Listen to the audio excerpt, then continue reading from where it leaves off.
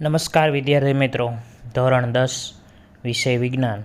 તમને બધાને ખ્યાલ છે કે આપણે લાસ્ટ લેક્ચરમાં 5Rની સમજૂતી મેળવી હતી. હવે જે 5R છે એ મિત્રો શું છે એ આપણે જોઈએ. તો 5Rમાં તમને બધાને ખ્યાલ છે તો રિફ્યુઝ એટલે ના પાડવું, રિડ્યુઝ એટલે ઓછો ઉપયોગ કરવો, રીયુઝ એટલે પુનઃ ઉપયોગ કરવો, પછી રીપ્રપોઝ એટલે હેતુફેર કરવો, અને છેલ્લે રિસાયકલ એટલે પુનઃચક્રીકરણ કરવું. હવે મિત્રો એ બાબત બધી આગળ ભણતા ગયા. 5R ખૂબ જ આઈએમપી મુદ્દો મિત્રો. 5Rમાંથી તમને એમ પૂછી શકે 3R સમજાવો એટલે 3 માર્કનો પ્રશ્ન થાય, 4R સમજાવો તો 4 માર્કનો પ્રશ્ન થાય, 2R સમજાવવાનું કહેતો હોય 2 માર્કનો પ્રશ્ન થાય. એટલે 5R એ ખૂબ જ ઉપયોગી છે. હવે તમને એમ પ્રશ્ન પૂછવામાં આવે કે સ્ત્રોતનું વ્યવસ્થાપન શા માટે કરવું જોઈએ. કોઈ પણ નૈસર્ગિક સ્ત્રોત છે, જેમ કે જંગલ છે, કોલસો છે, પેટ્રોલિયમ છે, બરાબર, તો આનું વ્યવસ્થાપન શા માટે કરવું જોઈએ, તો એની માટેનો પ્રશ્ન છે ને અહીંયા લખેલો છે. તો સ્ત્રોતોનું વ્યવસ્થાપન શા માટે જરૂરી છે, બરાબર. તો જોઈએ, માત્ર રોડ કે રસ્તાઓ તેમજ ઇમારતો જ નહીં, પરંતુ તે બધી વસ્તુઓ જેનો આપણે ઉપયોગ કરીએ છીએ, જેમ કે ખોરાક, કપડાં, પુસ્તકો, રમકડાઓ, ફર્નિચર, ઓજારો, વાહન વગેરે આપણને પૃથ્વી પર આવેલા કેટલાક પ્રાપ્ત સ્ત્રોતમાંથી મળે છે. જેમ કે ખોરાક છે એ તમને બધાને ખબર છે કે એ કુદરતી રીતે આપણને મળે છે. કપડાં છે તો કપડાં આપણને ખબર છે સુતરાઉ કાપડ છે, સુતરાઉ કાપડ કપાસમાંથી મળે છે. પુસ્તકો છે તો એનાથી એ કાગળમાં બનેલા હોય પુસ્તકો, તો પુસ્તકો પાછા કાગળ એમાંથી બને, કપાસમાંથી બને. રમકડાઓ છે તો એ લાકડામાંથી બને, ફર્નિચર હોય તો એ લાકડામાંથી બને. ઓજારો છે, હળ, પછી દાંતી, ખરપિયો, આ બધી વસ્તુ છે, ઓજારો જે ખેતીના ઓજારો છે એ બધા ક્યાંથી મળે, લાકડામાંથી બને. વગેરે આપણને પૃથ્વી પર આવેલા કે પ્રાપ્ત સ્ત્રોતમાંથી મળે છે. આ બધા કાંઈ આમ નામ નથી મળી જતા, એ આપણને ક્યાંથી મળે છે, પૃથ્વી પર આવેલા જે પ્રાપ્ત સ્ત્રોતો છે એમાંથી મળે છે. આપણે માત્ર એક જ સ્ત્રોત પૃથ્વીની બહારથી પ્રાપ્ત કરવાનો હોય છે, તે છે ઉર્જા. આપણે ખાલી એક જ સ્ત્રોત એવો છે જે પૃથ્વીની બહારથી પ્રાપ્ત કરવાનો હોય છે, તે ઉર્જા. અને ઉર્જા આપણને શેમાંથી મળે છે, સૂર્યમાંથી પ્રાપ્ત થાય છે. કેમ સૂર્યમાંથી પ્રાપ્ત થાય, તમને બધાને ખબર છે. સૂર્યપ્રકાશની હાજરીમાં તમને ખબર છે વનસ્પતિ એ છે એ પ્રકાશ સંશ્લેષણની ક્રિયા કરાવી ક્લોરોફિલની મદદથી, બરાબર, શું કરે, પોતાનો ખોરાક બનાવે. એ ખોરાક આપણે ગ્રહણ કરીએ. એટલે મેઇન આપણા ઉર્જાનો સ્ત્રોત છે ને એ સૂર્ય જ છે. ખ્યાલ પડે ને, સૂર્યનો સૂર્યપ્રકાશ, બરાબર. તમે તડકામાં, શિયાળામાં તડકામાં થોડાક સમય માટે બહાર બેઠા રહ્યો તો તમને વિટામિન ડી ભરપૂર પ્રમાણમાં મળી જાય. તો એ શું છે, તમને સૂર્યમાંથી ઉર્જા મળે છે. વળી આપણે ઉપયોગ કરીએ તે પહેલાં આ ઉર્જા પૃથ્વી પરના સજીવો અને વિવિધ ભૌતિક અને રાસાયણિક પ્રક્રિયાઓમાંથી પસાર થાય છે, બરાબર છે. આપણે આ બધી ઉર્જા છે એ ઉપયોગ કરીએ એ પહેલાં સજીવો અને વિવિધ ભૌતિક અને રાસાયણિક પ્રક્રિયામાંથી શું થાય છે, પસાર થાય છે. આપણે આપણા સ્ત્રોતનો વિવેકપૂર્ણ ઉપયોગ કરવાની શા માટે જરૂરિયાત છે, બરાબર. આપણે આપણા સ્ત્રોતનો વિવેકપૂર્ણ ઉપયોગ કરવો જોઈએ, આવું શા માટે છે? કારણ કે આ સ્ત્રોતો મર્યાદિત છે. આ સ્ત્રોતો કેવા છે, મર્યાદિત, એટલે અમુક જ જથ્થો છે એનો. પછી તમે આડે ધડ એનો વપરાશ કરો તો આવતી પેઢીને એ જથ્થો ન મળી શકે, સમજાય, એ સ્ત્રોત ન મળી શકે, બરાબર. જેમ કે કોલસાની ખાણ છે તો કોલસો છે ને મર્યાદિત છે. પછી તમે એનો આધેધડ ઉપયોગ કરો, અવિચારી અવિવેકી ઉપયોગ કરો તો શું થાય કે કોલસાની ખાણમાંથી જલ્દીથી કોલસો ખાલી થવા માંડે. જેના કારણોસર શું થાય કે આવતી પેઢી છે, એટલે આવતી પેઢી એટલે આવનાર આપણા બાળકો છે, એના બાળકો છે, એને એ સ્ત્રોત ન મળી શકે. તથા સ્વાસ્થ્ય સેવાઓમાં સુધારણાને કારણે આપણી જનસંખ્યા તીવ્ર ગતિથી વધારો થઈ રહ્યો છે, બરાબર. આપણે વાંચવો જોઈએ. સ્વાસ્થ્ય સેવાઓમાં સુધારણાને કારણે આપણી જનસંખ્યામાં તીવ્ર ગતિથી વધારો થઈ રહ્યો છે. બરાબર. સ્વાસ્થ્ય સેવાઓમાં એટલે કઈ રીતે કે આપણી પાસે તમને બધાને ખબર છે ભણતર ઓછું છે, પછી આપણે સ્વાસ્થ્ય પ્રત્યેની એટલી બધી સુવિધા અને સચેતાઈ નથી રાખતા, જેના કારણોસર શું થાય છે, પ્રજનનનો દર વધે છે, અને પ્રજનનનો દર વધે એના કારણો શરૂ થાય વસ્તીમાં શું થાય, વધારો થાય. આગળ તો તેથી બધા સ્ત્રોતોની માંગ પણ ઘણી બધી ઝડપથી વધતી જાય. તમે વિચારો, જેટલી તમે વિદ્યાર્થી મિત્રો વસ્તી વધારો વધે એટલા મકાન વધારે જોઈએ. બરાબર. જેટલા મકાન વધારે લેશો તો એના જુદા જુદા સાધનો જોશે. જુદા જુદા સાધનો મળશે ક્યાંથી તમને? તો સિમ્પલ વસ્તુ છે, લાકડામાંથી, કુદરતી સ્ત્રોતમાંથી, નૈસર્ગિક સ્ત્રોતમાંથી. બરાબર. એટલે જેટલું તમે વસ્તી વધારો થાય એટલે બધા સ્ત્રોતોની જરૂરિયાત વધતી જાય. પ્રાકૃતિક સ્ત્રોતોનું વ્યવસ્થાપન કરતી વખતે દીર્ઘકાલીન દૃષ્ટિકોણને ધ્યાનમાં રાખવો જોઈએ. દીર્ઘકાલીન દૃષ્ટિકોણ એટલે પ્રાચીન કાળમાં જે દૃષ્ટિકોણ ઉપયોગમાં આવતો તેને ધ્યાનમાં રાખવો જોઈએ. કોનું વ્યવસ્થાપન કરવા માટે? પ્રાકૃતિક સ્ત્રોતોનું વ્યવસ્થાપન કરવા માટે, જેથી આવનારી પેઢીઓ સુધી તે સ્ત્રોતો પ્રાપ્ત રહેવા જોઈએ. બરાબર. હવે પ્રાકૃતિક સ્ત્રોત છે, પ્રાકૃતિક સ્ત્રોત એટલે કુદરતી સ્ત્રોત છે, નૈસર્ગિક સ્ત્રોત છે, એનું વ્યવસ્થાપન કરો તો દીર્ઘકાલીન પદ્ધતિથી કરવાનું. કઈ પદ્ધતિથી? દીર્ઘકાલીન પદ્ધતિથી, એટલે કે પ્રાચીન કાળમાં જે પદ્ધતિઓ વપરાતી હતી તેની મદદથી કરવાનું. જેના કારણે શું થાય કે આવનારી પેઢીઓ એટલે શું થાય, આપણા બાળકો, એના બાળકો, એની માટે શું થાય, સ્ત્રોતો કેવા થઈ જાય, પ્રાપ્ત રહે. આ વ્યવસ્થાપનમાં એ બાબત પણ સુનિશ્ચિત કરવાની જરૂરી છે કે તેઓનું વિતરણ બધા વર્ગોમાં સમાન રીતેથી થવું જોઈએ, કે ન કે માત્ર મુઠ્ઠીભર ધનવાનો અને શક્તિશાળી લોકોને તેનો લાભ મળે.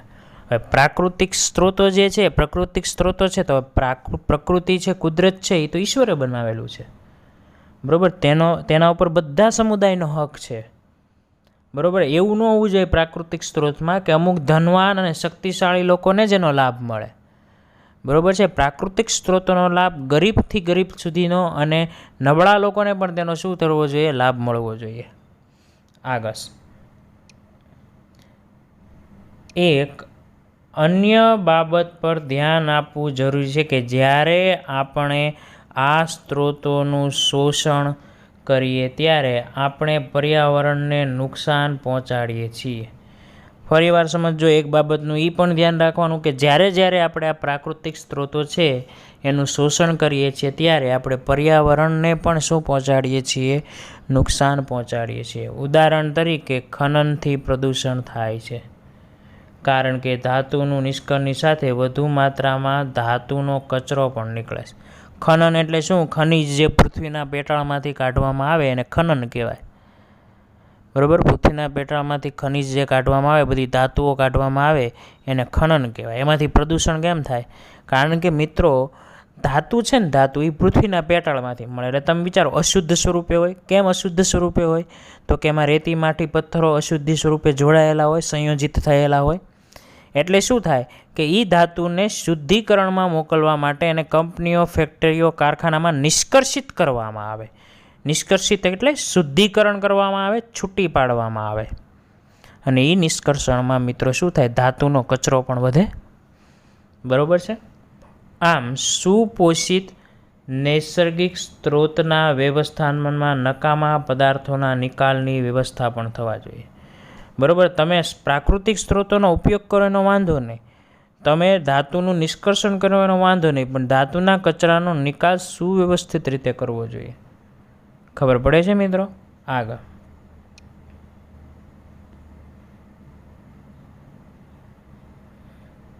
હવે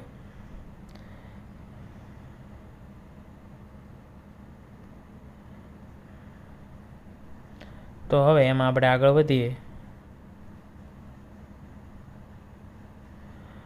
જંગલોની ઉત્પાદકતા અને રક્ષણાત્મક પાસાને લઈને જંગલોના સંવર્ધન પર વૈદિક સમયથી જ ભાર આપવામાં આવ્યો છે. જંગલોની ઉત્પાદકતા, હવે જંગલો છે એ તમને ખબર છે કેટલી બધી ઔષધિઓ આપે, બરાબર, કેટલા બધા ફળ આપે, બરાબર, કેટલી બધી વનસ્પતિઓ જુદી જુદી આપે. તો જંગલોની ઉત્પાદકતા અને રક્ષણાત્મક રક્ષણાત્મક પાસા એટલે શું કે જંગલોનું શું કરવું જોઈએ? રક્ષણ કરવું જોઈએ. એ પાસાને લઈને જંગલોના સંવર્ધન પર એટલે જંગલોની જાળવણી પર વૈદિક સમયથી જ ભાર મૂકવામાં આવ્યો છે. એટલે કે વૈદિક કાળ હતો એ સમયમાં પણ તેની ઉપર ભાર મૂકવામાં આવ્યો હતો. એવું નથી કે આધુનિક યુગમાં માનવ વસ્તી વધતી ગઈ અને એના કારણોસર અત્યારે ભાર મૂકવામાં આવે, એવું નથી. વૈદિક કાળથી જ તે જંગલોના સંવર્ધન પર ભાર મૂકવામાં આવ્યો છે. આગળ, વૈદિક કાળના અંતમાં ખેતીને મુખ્ય આર્થિક પ્રવૃત્તિ તરીકે સ્વીકારવામાં આવી હતી. હવે વૈદિક કાળના અંતમાં શું કર્યું હતું? ખેતીને મુખ્ય આર્થિક પ્રવૃત્તિ. હવે અત્યારે આર્થિક પ્રવૃત્તિ ઘણી બધી છે. આપણે પ્રાઇવેટ જોબ્સ બધા કરે છે, તમારા મમ્મી પપ્પા કરતા હશે, ખેતીવાડી કરે છે, એટલે ઘણા લોકો મજૂરી કરે છે, ઘણા લોકો સરકારી નોકરી કરે છે. અત્યારે આર્થિક પ્રવૃત્તિઓ કેટલી બધી વધી ગઈ, તમે જોઈ શકો છો, બિઝનેસ કરી શકો છો તમે. પણ વૈદિક કાળમાં તો તમને બધાને ખ્યાલ છે કે આપણે આધુનિક યુગ નહોતો ત્યારે, બરાબર? ત્યારે ઉદ્યોગોનું આટલું સ્થાપન નહોતું થયું. તો વૈદિક કાળમાં તમને ખબર છે જૂના સમયમાં તો એક જ બાબત ઉપર નિર્ભર રાખવામાં આવતું, ખેતી ઉપર. એટલે ખેતીને મુખ્ય આર્થિક પ્રવૃત્તિ ઉપર સ્વીકારવામાં આવીશ, કારણ કે ખેતી કરો તો જ પાક ઉગે ને તો જ એમાંથી તમને સારા એવા શું મળી રહે? પૈસા મળી રહે. આ એ સમય હતો જ્યારે વૈદિક કાળના અંત ભાગમાં જંગલો,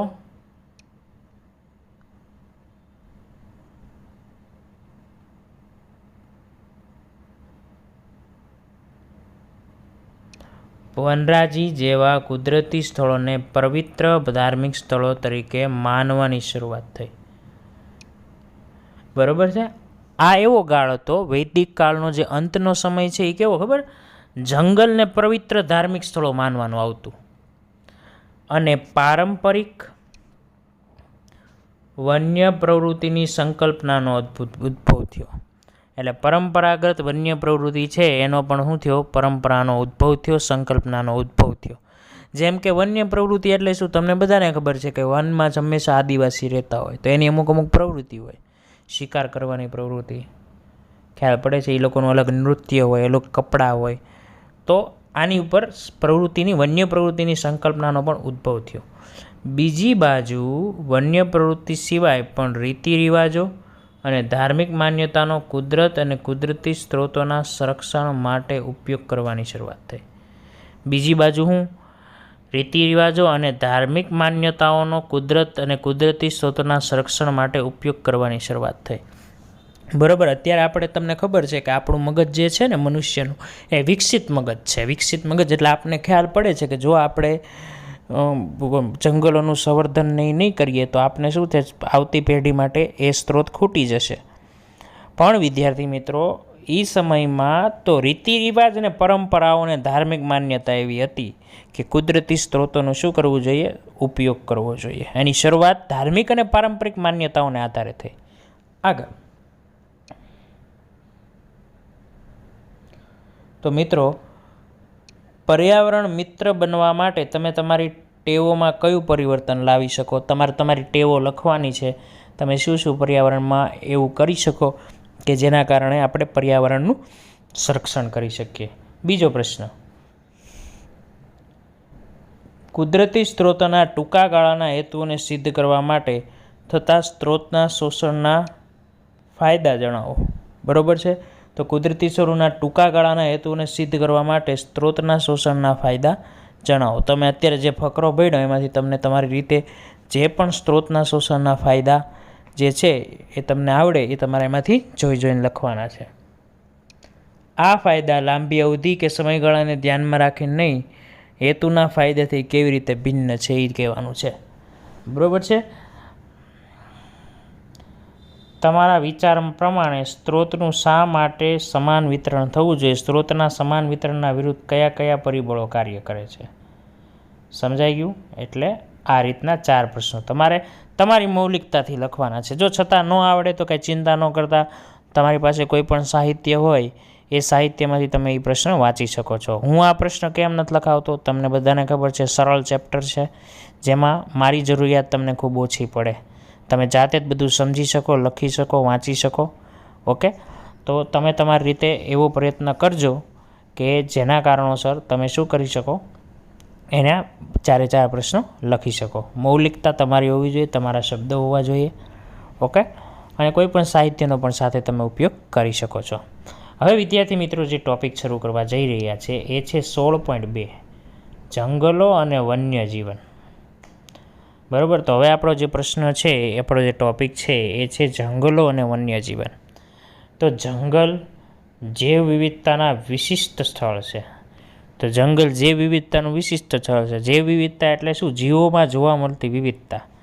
હવે તમે વિચારો કે ભાઈ જંગલમાં કેટલાય પ્રકારના જીવજંતુઓ છે, કેટલાય પ્રકારના પ્રાણીઓ છે, એમાંય શાકાહારી પ્રાણીઓ કેટલા પ્રકારના છે, માંસાહારી પ્રાણીઓ કેટલા પ્રકારના, કેટલાય પ્રકારની વનસ્પતિઓ છે, કેટલાય પ્રકારની ઔષધિઓ છે. તો આ શું થઈ? જૈવ વિવિધતા. જૈવ વિવિધતા એટલે જીવ વિવિધતા.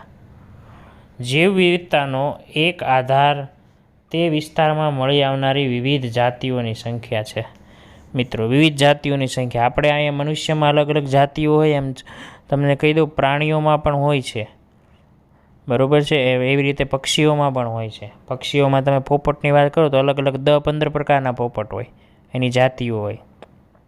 ચકલીની વાત કરીએ તો ચકલી 15-20 પ્રકારની ચકલીની જાતિ હોય. આ બધી બાબત તમે જ્યારે જૂનાગઢમાં શક્કરબાગ ઝૂમાં જાઓ ને ત્યારે તમને આ બધી અલગ અલગ જાતિઓ જોવા મળે. ત્યારે તમને ખબર પડે કે પક્ષીઓ અને પ્રાણીઓમાં પણ અલગ અલગ કેટલી જાતિઓ હોય. જો કે સજીવીના વિવિધ સ્વરૂપો જેમ કે જીવાણુઓ, બેક્ટેરિયા, ફૂગ, ત્રિઅંગી, સપુષ્પી વનસ્પતિ, સૂત્રકૃમિ, કીટકો, પક્ષીઓ, સરીસૃપો. તો હવે જીવાણુ તો તમને ખબર જ છે, નાના નાના સૂક્ષ્મ જીવો હોય અને જીવાણુ કહેવાય. બેક્ટેરિયા તો તમને ખબર જ છે, બેક્ટેરિયા તો આપણા શરીર ઉપર અત્યારે હોય, આપણે ખોરાક ખાઈએ એમાંય હોય. બેક્ટેરિયા બધે હોય, એ આપણને દેખાય ન હોય, અતિ સૂક્ષ્મ હોય.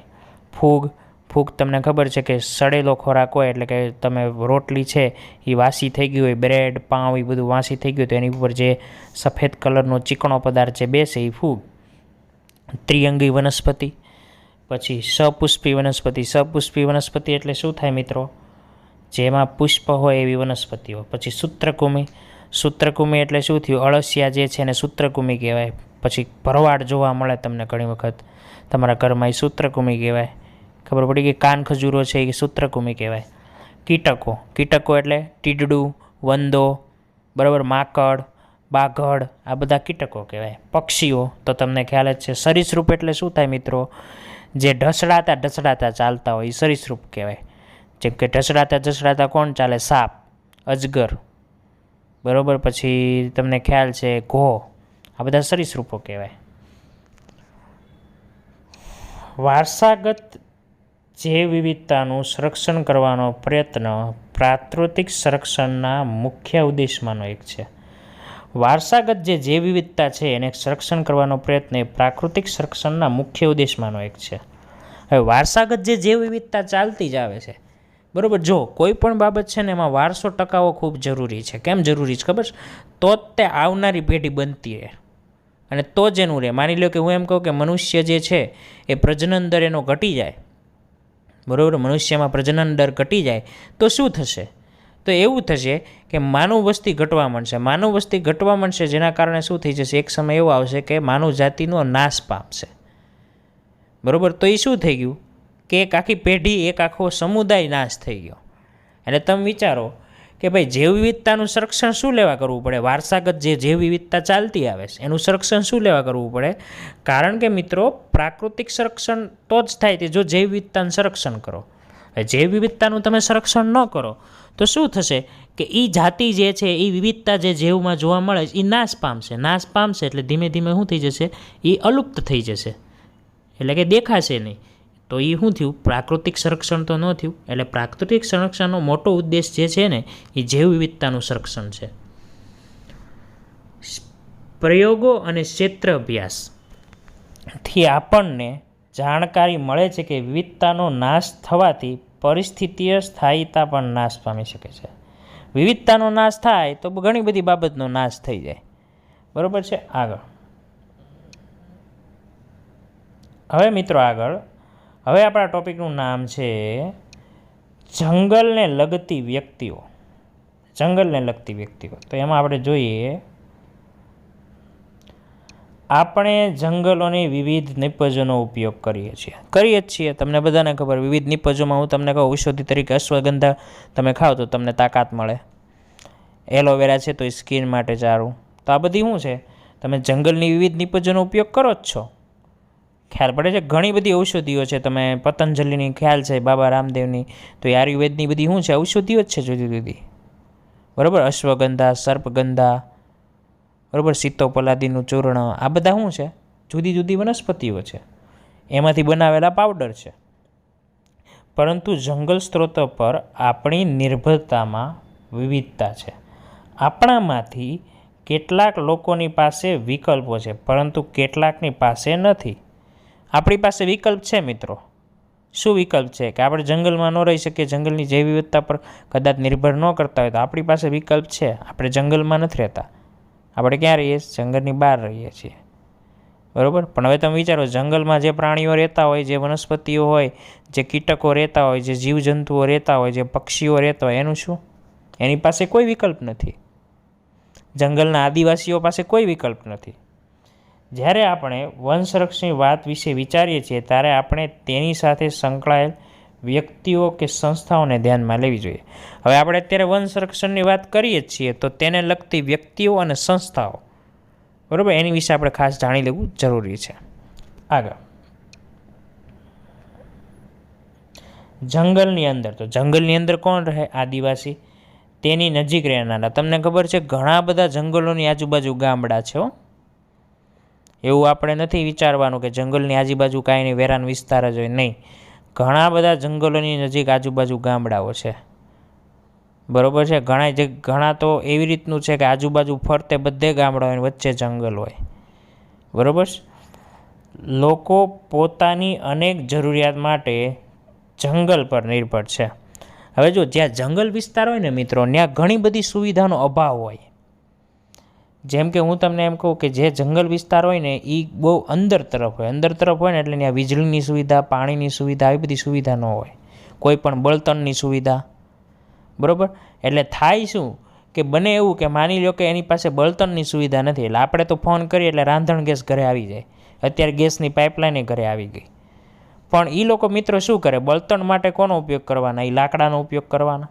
કારણ કે લાકડા દ્વારા જ શું કરશે? તાપ કરશે ને પોતાનો ખોરાક રાંધશે. તો એ બળતણ તરીકે લાકડાનો ઉપયોગ કરવાના છે. હવે લાકડાને ક્યાંથી મળી રહે? જંગલમાંથી. ખબર પડે છે કે નહીં? ઓકે. એ લોકો ખોરાકમાં બીજું બધું બહુ નથી ખાઈ શકતા. બરાબર. આપણે તો ગમે અત્યારે તો આપણે ખોરાકના વિવિધ સ્વરૂપો મળે છે, પીઝા ને બર્ગર, આ જે તે આપણે ખાતા હોઈએ. પણ જે જંગલના આદિવાસીઓ છે, જંગલની નજીક રહેનારા ગામડાના જે વાસીઓ છે, એ લોકો તો શું કરે? દરરોજ એકનું એક જ એને ખાવાનું હોય. એટલે એ જંગલોના ફળો ખાતા હોય. તો એ શું થયા? જંગલો પર નિર્ભર જ થયા કે નહીં? ચલો આગળ. સરકારના વન વિભાગ કે જેની પાસે જંગલોનું નિયંત્રણ છે તે જંગલોમાંથી પ્રાપ્ત સ્ત્રોતોનું નિયંત્રણ કરે છે. બરાબર. સરકારનો જે વન વિભાગ છે જેની પાસે જંગલોનું નિયંત્રણનું કાર્ય હોય તે શું કરે? જંગલોમાંથી પ્રાપ્ત સ્ત્રોતોનું શું કરે? નિયંત્રણ કરે છે. બરાબર. આગળ, ઉદ્યોગપતિઓ જેઓ ટીમરૂના પર્ણો માંથી બીડી બનાવવાથી લઈને કાગળ મિલ સુધીની જંગલની વિવિધ નિપજોનો ઉપયોગ કરીએ છીએ. તો ઉદ્યોગપતિઓ છે મોટા મોટા, એ ટીમરૂના પર્ણો, ટીમરૂનું પર્ણ, જેમ કે હું તમને એમ કહું, તમને બધાને ખ્યાલ હશે, કદાચ તમે ક્યાંક જોયું હોય તો 4 ભાઈ બીડી આવે. 4 ભાઈ બીડીમાં તમે જોજો એક પર્ણ વીંટાળેલું હોય, એ ટીમરૂનું પર્ણ હોય. તો ઉદ્યોગપતિ શું કરે કે એનો બીડી બનાવવામાં ઉપયોગ કરે. ખબર પડી કે કાગળ મિલમાંય તેનો ઉપયોગ થાય છે. આગળ, જો કે તેઓ જંગલના કોઈ પણ એક વિસ્તાર પર આધારિત નથી હોતા. એટલે કોઈ પણ એક વિસ્તાર પર એ કાંઈ આધાર ન રાખે. પ્રકૃતિ પ્રેમીઓ કે જે વન્યજીવન અને પ્રકૃતિનું મૂળ સ્વરૂપમાં સંરક્ષણ ઈચ્છે. બરાબર. પ્રકૃતિ પ્રેમીઓ શું છે કે વન્યજીવનનું પણ સંરક્ષણ થવું જોઈએ, જંગલોનું પણ સંરક્ષણ થવું જોઈએ, જૈવ વિવિધતાનું પણ સંરક્ષણ થવું જોઈએ, અને પ્રકૃતિનું પણ સંરક્ષણ થવું જોઈએ, અને પર્યાવરણનું પણ સંરક્ષણ થવું જોઈએ. ખબર પડે છે? ઓકે. સીધી વસ્તુ છે. આ બધાનું સંરક્ષણ કરવાનું વિચારતા હોય. વન્યજીવનનું સંરક્ષણ થવું જોઈએ, કારણ કે આગળ પેઢી ચાલતી રહે. જૈવ વિવિધતાનું સંરક્ષણ થવું જોઈએ, કારણ કે જંગલોનો નાશ ન થઈ જાય, જૈવ વિવિધતાનો નાશ ન થઈ જાય. જંગલોનું સંરક્ષણ કરશું તો પર્યાવરણનું સંરક્ષણ થશે, કારણ કે જંગલ મોટી માત્રામાં આપને શું આપે છે? ઓક્સિજનનો પુરવઠો આપે છે. બરાબર. એટલે ઓક્સિજન જેટલો હવામાં વધશે એટલું વાતાવરણ શુદ્ધ થશે, એટલે પર્યાવરણનું પણ સંરક્ષણ થશે. અને પર્યાવરણનું સંરક્ષણ થશે તો તમને બધાને ખબર કુદરત ખીલી ઉઠશે. જેમ કે કોરોનામાં પ્રદૂષણ ઘટી ગયું તો તમને બધાને ખ્યાલ છે કે મિત્રો દિલ્હીથી ઠેઠ હિમાલયની ચોટ બતાતી હતી, હિમાલયનું શિખર બતાતું હતું. તો આ તો બહુ સારી બાબત છે. તો પ્રકૃતિ પ્રેમીઓ બધું ઈચ્છે છે, વન્યજીવનનું, જંગલોનું સંરક્ષણ, જૈવ વિવિધતાનું સંરક્ષણ, પ્રાણીઓનું સંરક્ષણ, પર્યાવરણનું સંરક્ષણ, પ્રકૃતિનું સંરક્ષણ. આગળ જોઈએ, આવો જોઈએ કે પ્રત્યેક સમૂહને જંગલમાંથી શું પ્રાપ્ત થાય છે. સ્થાનિક લોકોને વધારે માત્રામાં બળતણ માટે લાકડું. સ્થાનિક લોકો એટલે કયા? જંગલની આજુબાજુ લોકો જે રહી. નાની લાકડીઓ અને છાપરા માટેના પરાળની જરૂરિયાત હોય છે. તમને બધાને ખબર છે આજની તારીખે ગામડામાં નળિયાવાળા છાપરા હોય છે, તો એ લોકો શું કરતા હોય છે? લાકડાની પરાળ બનાવે, બરાબર છે. તો લાકડાની પરાળ તરીકે એ છાપરામાં ઢાંકે. તો વિદ્યાર્થી મિત્રો, એને લાકડાની જરૂરિયાત સ્થાનિક લોકોને, સ્થાનિક એટલે જંગલની આજુબાજુ જે ગામડા હોય એને. વાંસનો ઉપયોગ ઝૂંપડીના ટેકા બનાવવા માટે. ત્યાં તો મકાન બની ન શકે, કારણ કે મેં તમને કીધું એ બધા ગામડા છે ને ખૂબ શહેરથી અંદર હોય, જેના કારણે શું થાય કે બીજી બધો માલ સામાન્ય પહોંચી જ ન શકે. સિમેન્ટ, રેતી, કપચી, એટલે ત્યાં મકાન ન બની શકે. તો શું કરે? એ ઝૂંપડી બનાવે. ઝૂંપડીને ટેકો શેનથી દેવો? વાંસથી. ખાદ્ય પદાર્થો એકત્રિત કરવા અને તેનો સંગ્રહ કરવા માટેની ટોપલીઓ બનાવવા, ખેતીના સાધનો, માછલી પકડવા, શિકાર કરવાના સાધનો બનાવવા કરે છે, બરાબર. બાકી બીજું શું કરે? ટોપલીઓ બનાવે. તમને ખબર છે શાકભાજીની ટોપલીઓ જે થોડાક સમય પહેલાં છે એ તમને વાંસની જોવા મળતી, હવે બહુ ઓછી વાપરે છે. અત્યારે પ્લાસ્ટિકની ટોપલીઓનો ઉપયોગ કરે છે શાકભાજીવાળા, પણ પહેલાં તમને ખબર વાંસની ટોપલીનો ઉપયોગ કરતા. પછી શું બનાવે? ખેતીના સાધનો બનાવે, જેમ કે હળ, ખરપિયો, દાંતી. પછી માછલી પકડવા માટેના સાધનો બનાવે, બરાબર. પછી શિકાર કરવાના સાધનો બનાવે. આગળ તે સિવાય જંગલ માછલી પકડવા માટેનું અને શિકારનું સ્થાન પણ હોય છે. વિવિધ વ્યક્તિઓ ફળો, કવચવાળા ફળો, ઔષધિઓ એકત્રિત કરવાની સાથે સાથે તેમના પશુઓને જંગલમાં ચરાવતા પણ હોય છે. તમને આ બધી ખબર જ છે, બરાબર છે. અથવા તેઓના માટે ચારો જંગલમાંથી એકત્રિત કરે છે, બરાબર. હવે તમને બધાને ખ્યાલ છે કે જંગલની આજુબાજુ જે સ્થાનિક નિવાસીઓ હોય એની પાસે પશુપાલન હોય, તો પશુપાલન હોય તો એને ચારો ક્યાંથી ખવડાવો? તો સીધી વાત છે, જંગલમાંથી. શું તમને લાગે છે કે વન સંપદાનો આ રીતે ઉપયોગ કરવાથી આ સ્ત્રોતનો નાશ થઈ જશે? બરાબર, થઈ જ જાય. એ પણ ન ભૂલવું જોઈએ કે અંગ્રેજોએ આવીને જંગલોનું હસ્તાંતરણ કર્યું. તે પહેલાં પણ સદીઓથી લોકો આ જંગલમાં રહેતા અને તેમણે તેની સંપોષણ માટેની પ્રવૃત્તિઓ પણ વિકસાવેલી. એવું નથી કે અંગ્રેજીઓ આવીને જંગલોનું વસ્ત્રાણ કર્યું. વસ્ત્રાણ એટલે એમાં રહ્યા, એના સંવર્ધન વિશે, એના સંરક્ષણ વિશે અલગ અલગ કાયદાઓ કર્યા, એવું નથી. પણ સદીઓથી લોકો જંગલમાં રહેતા અને ઘણી બધી પ્રવૃત્તિઓ સંપોષણની કરતા. અંગ્રેજોએ ના માત્ર આધિપત્ય જમાવ્યું, પણ તેઓની જરૂરિયાત માટે જંગલોનું નિર્મમતાથી શું કર્યું? શોષણ પણ કર્યું, બરાબર. અંગ્રેજો આવ્યા ત્યાં સુધી શું છે, આપણે ઘણી બધી સુવિધાઓ આપણે ચલાવી લેતા, પણ અંગ્રેજો આવ્યા એટલે એને મકાનની, રહેઠાણની જરૂર પડી. રહેઠાણમાં અલગ અલગ સુવિધાઓની જરૂર પડી, એટલે એને શું કર્યું? જંગલોનું નિર્મમતાથી શું કર્યું? શોષણ કર્યું, બરાબર. એ લોકોએ ઉદ્યોગ કરવા માટે શું કર્યું? જંગલો કાપવા માંડ્યા, જેના કારણે ઉદ્યોગ થઈ શકે, લાકડાઓ વેચવા માંડ્યા, બરાબર, જેથી આવક થઈ શકે, બરાબર. એટલે આવું બધું કાર્ય અંગ્રેજોએ કર્યું. તેઓએ મૂળ આદિવાસીઓને માત્ર સીમિત કે મર્યાદિત વિસ્તારમાં રહેવા માટે લાચાર બનાવી નાખ્યા.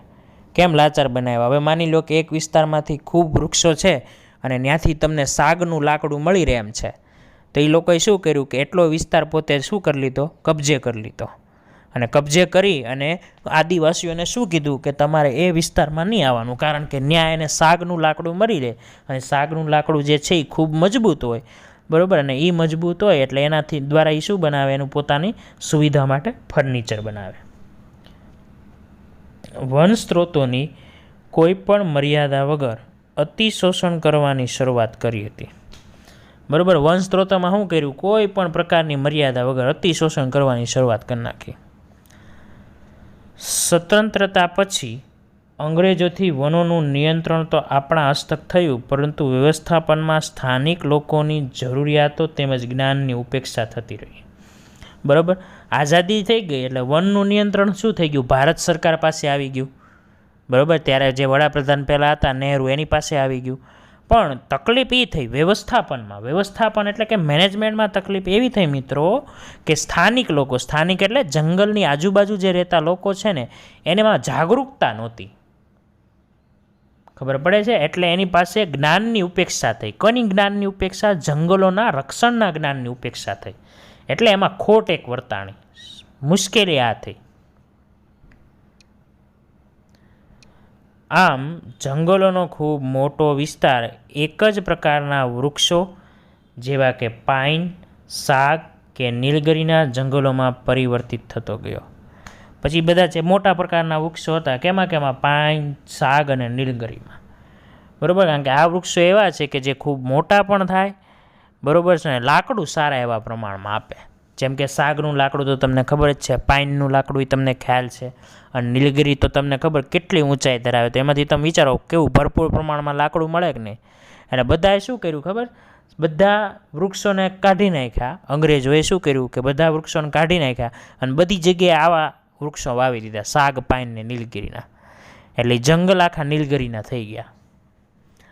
આ વૃક્ષોને ઉગાડવા માટે સૌપ્રથમ સમગ્ર વિસ્તારમાંથી બીજી બધી વનસ્પતિને દૂર કરવામાં આવી. મેં તમને કીધું ને, કારણ કે નીલગિરીના વૃક્ષને એ શું છે, લાકડું જેટલું સારા એવા પ્રમાણમાં આપે ને એટલી જગ્યાએ વધારે રોકે, વિસ્તારે વધારે રોકે. એટલે પહેલાં તો શું કરવું પડે, વિવિધ વનસ્પતિને ત્યાંથી શું કરવી પડે, દૂર કરવી પડે, અને પછી નીલગિરીનું વૃક્ષ, પાઇનનું અને સાગનું વૃક્ષ ત્યાં વાવવું પડે, જેથી આવા વિસ્તારની જૈવ વિવિધતામાં મોટા પામે નાશ પામતી ગઈ. એટલે જ્યાં જ્યાં એ વિસ્તારમાં બધી વનસ્પતિઓ ઉખેડી નાખી, ત્યાં તો તમે વિચારો જૈવ વિવિધતા નાશ જ પામી ગઈ. ખબર પડે છે? માની લો કે કોઈ એક ઔષધિ ત્યાં ઉગતી હોય, બરાબર, અને ત્યાં તમારે નીલગિરીનું વૃક્ષ વાવવું હોય, તો તમે શું કરશો કે ઔષધિ તરત બધી ઉખેડી નાખશો તમે. એટલે એની જૈવ વિવિધતા તો શું થઈ ગઈ, નાશ પામી ગઈ. એટલું જ નહીં, પરંતુ સ્થાનિક લોકોની વિભિન્ન જરૂરિયાતો જેવી કે પશુઓ માટે ચારો, ઔષધિ માટે વનસ્પતિ, ફળ તેમજ કવચવાળા ફળ વગેરેની પ્રાપ્તિ પણ ન થઈ શકે. એટલે તકલીફ શું થઈ, આવું આપણે કરતા ગયા, એટલે આવું કરતા ગયા, નીલગિરીના વૃક્ષો આવી રીતે આધેધડ વૃક્ષો કાપતા ગયા, નીલગિરીના વૃક્ષો વાવતા ગયા. એના કારણોસર શું થયું કે જે સ્થાનિક નિવાસી છે, એટલે જંગલની આજુબાજુ રહેતા જે લોકો છે, એને પશુ માટે ચારો ન મળ્યો, ઔષધિ તરીકે દવા ન મળી, વનસ્પતિ ન મળી, ફળ ન મળે, આવું બધું ન મળ્યું. આ રીતના વાવેતરથી ઉદ્યોગને લાભ મળતો થયો, જે વન વિભાગ માટે આર્થિક આવકનો મુખ્ય સ્ત્રોત બની ગયો. આવું થયું, આ રીતના વાવેતરથી ઉદ્યોગને શું મળતો થયો, લાભ મળતો થયો. કારણ કે શું થાય, લાકડું કાપીને લઈ જાય, પછી એ લોકો શું કરે, ઉદ્યોગ અર્થે બહાર વેચે, એટલે એને તો શું થાય, કમાણી થાય. એટલે આર્થિક રીતે ઉદ્યોગ કેવા થતા ગયા, સદ્ધર થતા ગયા. એટલે આ ઉદ્યોગોને કેવો થયો, લાભ થયો. પણ વન વિભાગ માટે આર્થિક આવકનો મુખ્ય સ્ત્રોત બની ગયો. અને વન વિભાગ માટે શું થઈ ગયું, આર્થિક આવકનો કેવો સ્ત્રોત બની ગયો, મુખ્ય સ્ત્રોત. શું તમે જાણો છો કે કેટલાક ઉદ્યોગો જંગલની નીપજો પર નિર્ભર કરે છે? શું તમે જાણો છો કેટલાક ઉદ્યોગો જંગલોની નીપજ પર નિર્ભર કરે, જેમ કે ઇમારતી લાકડું, કાગળ, લાખ, રમતની સામગ્રીનો સામાન? કેટલાક ઉદાહરણ છે. ઇમારતી લાકડું એટલે ફર્નિચર માટે લાકડું ક્યાંથી મળે, જંગલમાંથી. કાગળ ક્યાંથી બને, લાકડામાંથી. લાકડું ક્યાંથી મળે, જંગલમાંથી. લાખ ઉદ્યોગ છે ક્યાંથી થાય, લાખ ક્યાં થાય, જંગલમાંથી. રમતગમતના પ્રવૃત્તિના સાધન છે બધા લાકડાનો હોય, ક્યાંથી મળે, સાગના લાકડાનો હોય, ક્યાંથી મળે, જંગલમાંથી. તો તમને બધાને ખબર, ઉદ્યોગો જેટલા છે એ બધા જંગલો ઉપર જ નિર્ભર છે. આગળ, ઉદ્યોગો જંગલોને પોતાની ફેક્ટરી માટે માત્ર કાચા માલના સ્ત્રોત તરીકે જ ગણે છે. હવે ઉદ્યોગો શું કરે, ખાલી જંગલોની જે વનસ્પતિ હોય ને એને કાચો માલ જ ગણે.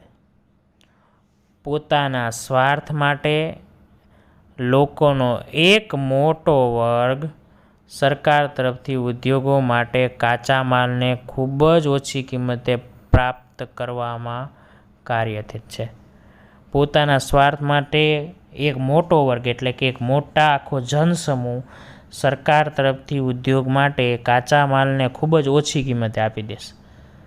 બરાબર, સરકાર તરફથી શું કરે, ઉદ્યોગોને હાવ સસ્તી કિંમતે કાચો માલ આપી દે. કારણ કે સ્થાનિક નિવાસીઓની તુલનામાં આ વ્યક્તિની પહોંચ સરકારમાં ઘણી વધારે ઉપર સુધી હોય છે. ખબર પડે છે? એટલે સ્થાનિક નિવાસી એટલે કોણ? જંગલની આજુબાજુ રહેતા હોય તો સામાન્ય લોકો હોય, ગરીબ લોકો હોય, નબળા લોકો હોય, અભણ લોકો હોય. જ્યારે જે ધંધો ચલાવતા હોય કેવા હોય? ધનિક લોકો હોય, ભણેલા લોકો હોય, જ્ઞાની વ્યક્તિઓ હોય, સત્તાવાળા વ્યક્તિઓ હોય. એટલે શું થાય કે આ વ્યક્તિઓની પહોંચ સરકારમાં ખૂબ ઉપર સુધી હોય. એટલે સ્થાનિક લોકો ગમે એટલો વિરોધ કરે ને, હાલે તો આ કોનું? ધંધાદારીઓનું જ હાલે. આગળ, તેઓને તે ક્ષેત્ર કે વિસ્તારની જાળવણી તેમજ વિકાસમાં કોઈ રસ નથી હોતો. બરાબર, આ જે ધંધાદારીઓ વ્યક્તિ હોય, જે ઉદ્યોગવાળા જે વ્યક્તિઓ હોય, એને તે ક્ષેત્ર કે વિસ્તારની જાળવણી અને વિકાસમાં કોઈ રસ ન હોય. એનો તેના લાકડાથી મતલબ હોય. ઉદાહરણ તરીકે, કોઈ જંગલના શાકના બધા વૃક્ષોને કાપી નાખ્યા પછી અન્ય દૂર જંગલમાંથી હવે શાક પ્રાપ્ત કરવા માંડે છે. હવે એ લોકો શું કરવા માંડે કે ભાઈ એક જંગલમાં બધા શાકના વૃક્ષો કાઢી નાખ્યા, તો એ શું કરે? અન્ય દૂરના જંગલોમાંથી શાકના વૃક્ષો કાઢવા માંડે, કાપવા માંડે. તેઓને એ વાતથી કોઈ મતલબ નથી કે તેઓ જંગલનો યોગ્ય ઉપયોગ સુનિશ્ચિત રીતે કરે. એને યાર કાંઈ મતલબ નથી કે ભાઈ જંગલની જે ઉપજ છે, જે એની નિપજ છે, જંગલની વનસ્પતિ છે, એનો એ યોગ્ય ઉપયોગ કરે. એને કાંઈ મતલબ જ નથી. એનો સ્વાર્થ જોવાનો હોય. તે આવનારી પેઢીઓ માટે પણ પ્રાપ્ત થઈ શકે. એને એ મતલબ નથી કે આવનારી પેઢીને જો લાકડું નહીં મળે તો એ શું કરશે. ખબર પડે છે? એટલે એને એવું કાંઈ મિનિંગ જ નથી. તમારા મંતવ્ય પ્રમાણે આ પ્રકારનો વ્યવહાર કરનારા લોકોને જંગલનો આધેધડ ઉપયોગ કરતા કેવી રીતે રોકવા જોઈએ? બરાબર, તમારા મત પ્રમાણે તમારે જણાવવાનું છે કે ભાઈ જંગલોનો જે આ લોકો આધેધડ જે નાશ કરે છે એને કેમ રોકવા જોઈએ, કયા કયા પગલાં લેવા જોઈએ.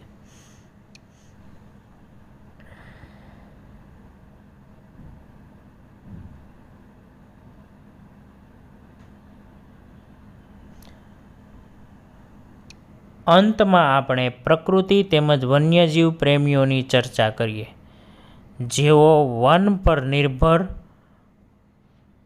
તો નથી જ